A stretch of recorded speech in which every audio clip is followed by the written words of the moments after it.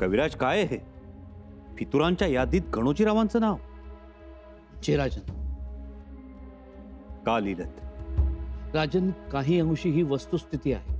ही वस्तुस्थिती आहे की वैयक्तिक आकस?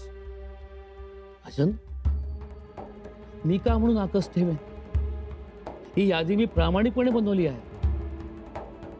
जे जाणवलं, ज्यांच्या हालचाली संशयास्पद वाटल्या, त्यांचीच नाव या यादीमध्ये लिहिली आहे. पण कविराज, एवढ्यावरून एखादा माणूस फितूर आहे हे सिद्ध होत नाही ना? नाही. मग? राजन, ते नाराज आहेत. कविराज, नाराज असणं ही गोष्ट वेगळी, आणि गणोजीराव नाराज आहेत हे आम्हालाही ठाऊक आहे. परंतु नाराज आणि फितूर या दोन गोष्टीत फरक आहे, आहे ना? जी राजन. परंतु राजन, कान्होजीराव गणोजीरावांच्या शब्दाबाहेर नाहीत. म्हणजे गणोजीरावांचा सल्ला कान्होजीरावांची दिशा ठरवतो. कविराज, हा युक्तिवाद झाला. युक्तिवाद? हो, युक्तिवाद. पुरावा कुठं आहे काही पुरावा? नाही, पुरावा असं नाहीये, पण शक्यता. पण एक गोष्ट आम्ही राजन ठामपणे सांगतो, शिर्के वतनासाठी अडवून बसले आणि ह्या गोष्टीची पूर्तता आपल्याकडनं होणं शक्य आहे. शिवाय राजन, कान्होजीराव शिर्के मुघलांच्या संपर्कात आहे आणि ही गोष्ट गणोजीराव शिर्क्यांना माहिती आहे. एक जबाबदार म्हणून त्यांनी आपल्याला ह्याची कल्पना द्यायला हवी. कविराज, राजन, काही चुकत असेल तर सांगावं. कविराज, तुमचं काही चुकलं नाही, आणि चुकत तर कुणाचंच काहीच नाही. राजन, मी आपल्या मैत्रीची सौगंध घेऊन सांगतो, जी काही पितुरांची यादी बनवली, जी काही निष्ठावंतांची यादी बनवली, ह्यात आमचा वैयक्तिक लोभ, स्वार्थ नाही. त्याची आम्हाला कल्पना आहेच, परंतु त्याचबरोबर फितुरांची यादी तयार करताना तुमचं कविमन रक्ताळू नये याचीही चिंता आम्हाला आहेच. महाराज, एक खुश खबर आहे. सर नौबत हंबीररावांनी सरदार सर्जा खानाला पार मेटाकुटीला आणलंय.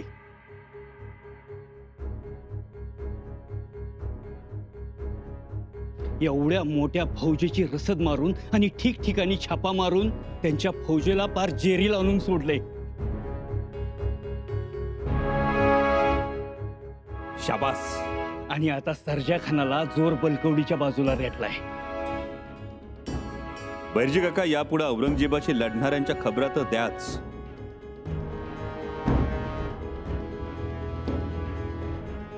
पण जे फितूर आहेत त्यांच्याही खबरा देत चला. ही फितुरांची यादी, लक्ष ठेवा. जी महाराज. हाँ तो कान्हो जी बताइए, और कौन कौन है जो संभा से नाराज है और हमारा साथ देना चाहते हैं?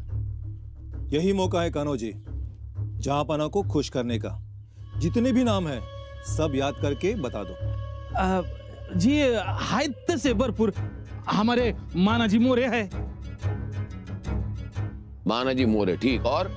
और वासुदेव पंत है, प्रहलाद पंत है, और 2-3 मराठा सरदार है जो बादशाह सलामत की खिदमत करना चाहते. हमारे सरदार गोलब तो आपकी भेंट के लिए बेचैन है. वो सब तो ठीक है कान्हो जी, हमें कोई ऐसा सूरमा बताओ जो संभा के बहुत नजदीक है, उसके रिश्ते में, जिस पर संभा को बहुत ज्यादा भरोसा हो. कोई ऐसा हो जिसकी गद्दारी से संभा के दिल को बहुत ठेस पहुंचे, दुख हो. कोई ऐसा है जिसका संभा के साथ खून का रिश्ता हो. खून का रिश्ता मतलब जैसे शहजादा अकबर संभा को जाके मिला है.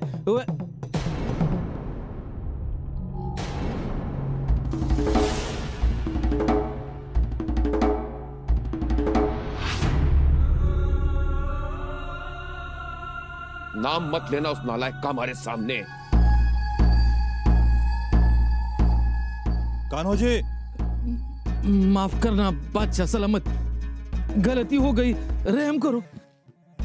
ये सब छोड़ो और जल्दी से नाम बताओ। कोई नहीं है ऐसा, किसका नाम लूं? हमारी नजर में एक नाम है।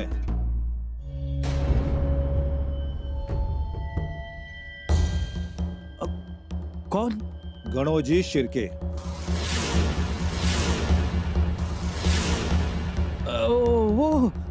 वो नहीं आएंगे। आएंगे, उन्हें आप लाओगे हमारे लिए। आप बड़े हैं, आपकी बात वो नहीं टालेंगे। लेकिन उन्हें कहो कि उन्हें जो चाहिए उन्हें मिलेगा, हम देंगे। उनका वतन तो उनको देंगे ही, उसके अलावा उन्हें मनसबदार बनाएंगे, 5000 ही मनसबदार, साथ में निशान, लाठी और पालकी का मान भी दिलवाएंगे। उसे बोलो ज्यादा सोचे नहीं, आ जाए हमारे साथ, जिंदगी भर ऐश करेगा, है ना वजीर आला? जी।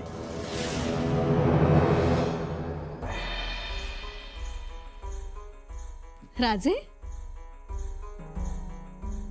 कोणत्या विचारात आहात? आम्ही समोर आलो तरी नेहमी सारखे हसला नाहीत. येसू आमचं हसू फितुरांनी पळवून नेलंय. औरंगजेबाच्या छावणीत त्याला कैद केलंय. महाराज, त्या फितुरीवरही तुम्ही उपाय शोधाल. फितुरीवर उपाय शोधता येईल येसू, पण फितूर जर नात्यातले असतील तर शोधलेला उपाय हा अपाय सुद्धा ठरू शकतो. मतलब तुमचा रोख आमच्या दादासाहेबांकडे तर नाही ना?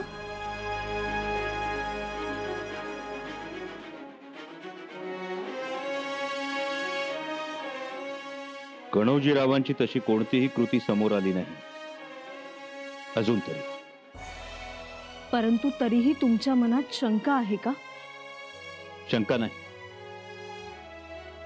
पण कान्होजीराव फितूर झाले आणि ते गणोजीरावांच्या ऐकण्यातले असतानाही औरंगजेबाला जाऊन मिळाले, अशी राळ उठते.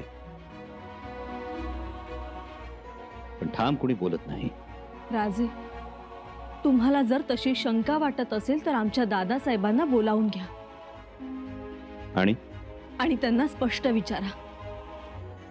परंतु एक, आमच्या दादासाहेबांना वतन हवं असलं तरी कधीही ते तुमच्या विरोधात जाणार नाहीत. राजे, आजवर आपण त्यांना वतन दिलं नाही म्हणून कधीही त्यांनी बंड केलं नाही, किंवा इथून पुढेही कधी ते शत्रूला जाऊन मिळतील असंही नाही. ती खात्री आम्हालाही आहे. तसे मनानं चांगले आहेत. आणि राणीसाहेब, गणोजीराव, हरजीराव, येसाजीराव, रूपाजी, गोविंद गोपाळ ही सगळी माणसं आमच्या पाठीशी खंबीरपणे उभी आहेत. आणि आपल्या हंबीर मामा तर बघितले ना, त्यांना नुसतं बघितलं तरी आमच्यात 12 हत्तीचं बळ येतं. भीती डर त्यांच्या आसपासही फिरकत नाही. किती पराक्रम गाजवलेत, अजूनही गाजवतायत. हो ना हो, सर्जा खानास रोखला, त्याची पळताभुई थोडी केली. पण हे तुम्ही ताराबाईंना सांगितलं की नाही? नाही सांगितलं. सांगा. आपल्या जन्मदात्याचा पराक्रम ऐकून त्यांना सुद्धा अभिमान वाटेल. खरंच हो राजे.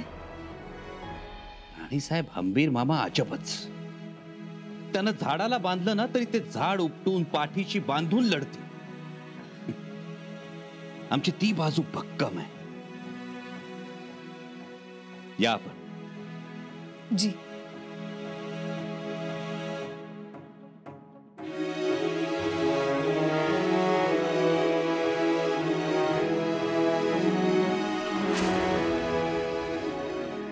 गणोजीराव, खरी हकीकत काय असेल?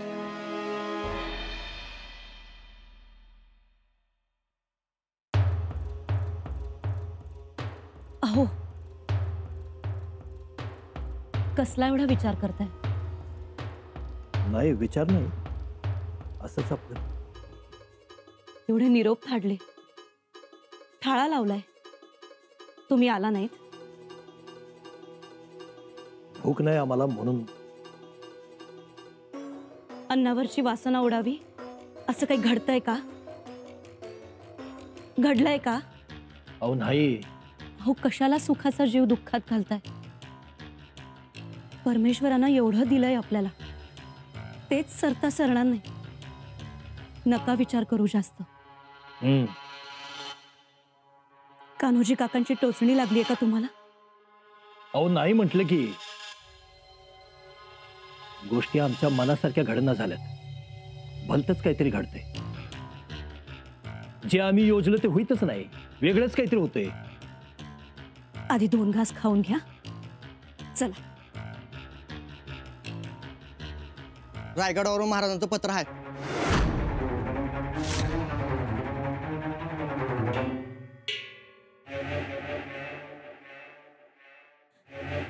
दादासाहेबांचं पत्र?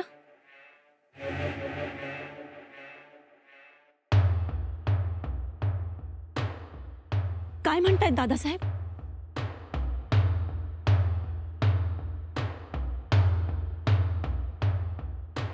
रायगडावर तातडीनं बोलवलंय.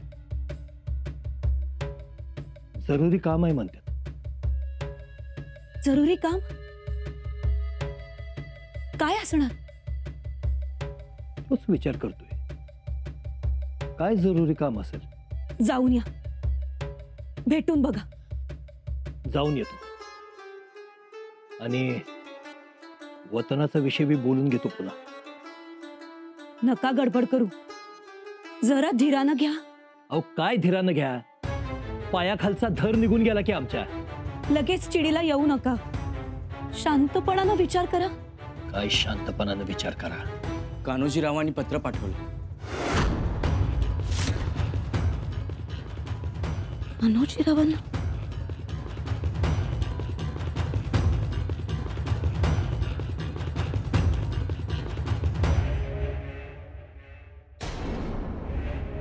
काय म्हणतात कान्होजी काका?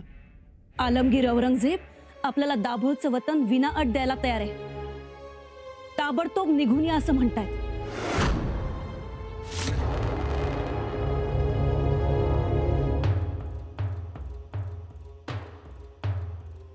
काय करावं आम्ही? कशाचं? इकडं औरंगजेब न मागता वतन देतोय आणि इकडं महाराज उडवा उडवीची उत्तर देतात. हक्काचं वतन असून चोरासारखं मागायची वेळ आली आमच्यावर. काय करावं आम्ही?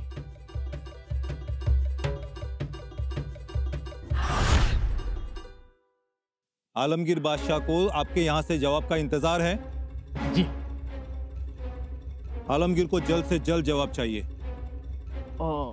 और जवाब आया नहीं तो तुम्हें जाना होगा। तुम खुद जाओगे और गणोजी सिरके से जवाब लेकर आओगे। हाँ हाँ कान्होजी, तुम्हारे लिए सिर्फ एक ही रास्ता बचा है। आलमगीर बादशाह खफा होने से पहले तुम्हें गणोजी सिरके से जवाब लाना होगा।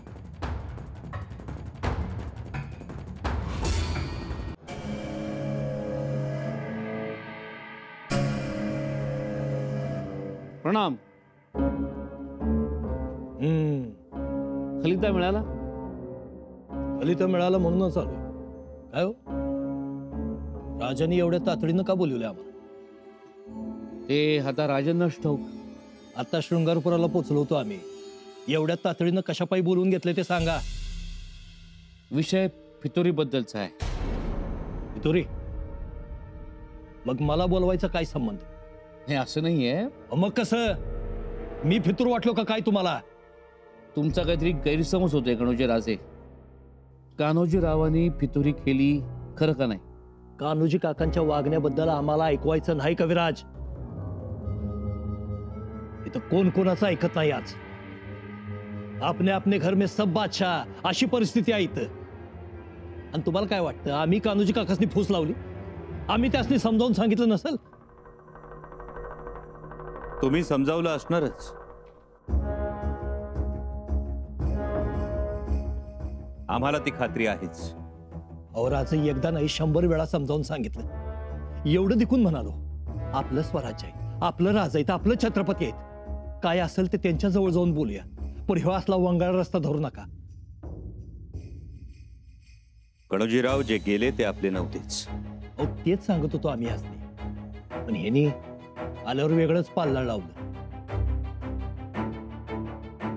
गणोजीराव सध्या आम्ही खूप चिंतेत आहोत.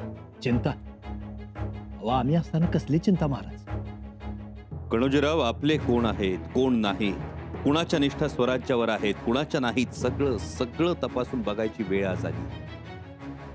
कान्होजीरावांबद्दल ऐकून फार वाईट वाटलं. केव्हा यांना गुलामगिरीचा अर्थ समजणार?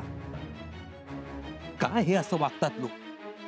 महाराज, गणोजीराव, खोट्या मानपानासाठी काही लोक असा आतताईपणा का करतात? एकीकडे काही निष्ठावंत मावळे स्वराज्यासाठी जीवाची बाजी लावत असताना, प्राणांचं बलिदान देत असताना, आपल्यातल्याच काही जणांनी स्वार्थापायी स्वराज्याचा गळा घोटू पाहावं, असं का? महाराज, महाराज, खुशखबर आहे. खुशखबर? काय? आपल्या सरसेनापती हंबीररावांनी सर्जा खानाच्या फौजेचा फडशा पाडला आणि मोठा विजय प्राप्त केलाय. महाराज, सर्जा खान पळून गेला. शाब्बास मामासाहेब, हा विजय स्वराज्याला बळकटी देणारा आहे. मामासाहेब कुठे आहे? त्या सर्जा खानाच्या फौजेतली लूट घोड्या खेचरांवर लादून येत आहे आणि गावोगावी त्यांचं जंगी स्वागत होणार आहे. या मामासाहेब, लवकर या. गणोजीराव, कविराज, आपण 2 गावं मामासाहेबांना सामोरं जाऊ. जी, जंगी स्वागत करू सरनोबतांचं. चला. महाराज, घात झाला.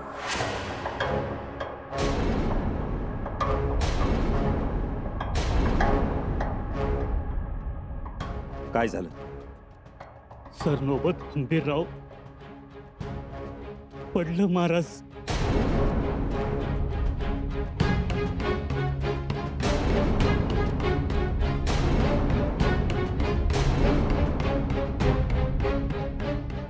भटजी काका, आत्ताच त्यांच्या विजयाची खबर आली होती.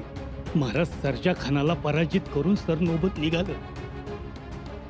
सगळीकडे गनिमांची प्रेत, मारली गेलेली घोडी, जखमी हशमांच्या मधनं निघालं होतं मोठ्या आनंदानं. पर अचानक घात झाला. एका जिजिल्यातनं बेसावध हंबीररावांवर कुणीतरी गोळा टाकला महाराज, आणि तो नेमकं त्यांच्या छाताडावर लागला. हंबीरराव जाग्यावरच कोसळलं महाराज.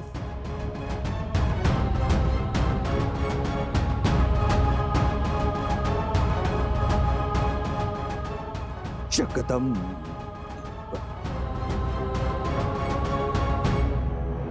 खरं सांगताय? आम्हाला खात्री द्या. अहो, खात्री काय द्यायची? थोड्याच वेळात नौबत वाजेल. महादरवाजात पथकाचे खेळ सुरू होतील. वाजत गाजत येतील बघा मामासाहेब. वाजत गाजत येतील आमचे बाबा? हो तर, मोठाच पराक्रम केलाय मामासाहेबांनी. काय सांगताय ताईसाहेब? मग एवढंच नाही, धौम्य ऋषींच्या मंदिराचा परिसरही शहरला होता. ज्या कृष्ण काठेवर बसून धौम्य ऋषी 5 पांडवांना रामायणाची कथा सांगत होते, तो आश्रम सर्जा खानासारख्या बलाढ्य शत्रूला तलवार फेकून पळताना पाहून मनात खदखद हसत होता. सर्जा खानाचा पराभव म्हणजे औरंगजेबाचा पराभव. ताईसाहेब, आम्ही आमच्या आईसाहेबांना कळवतो. आमच्या तळबीडच्या गावाला पत्रखलिता पाठवतो. हरकून जातील सगळे. परंतु ताईसाहेब, आम्ही ओवाळून घेऊ ना बाबांना इथे आल्यावर? हो तर. अहो, गड तुमचा, वडील तुमचे, आणि मामासाहेबांना तर सगळेच ओवाळणार. चला, स्वागताच्या तयारीला लागूया. बाबा येतीलच तोवर, खंबीर तो हंबीर म्हणत.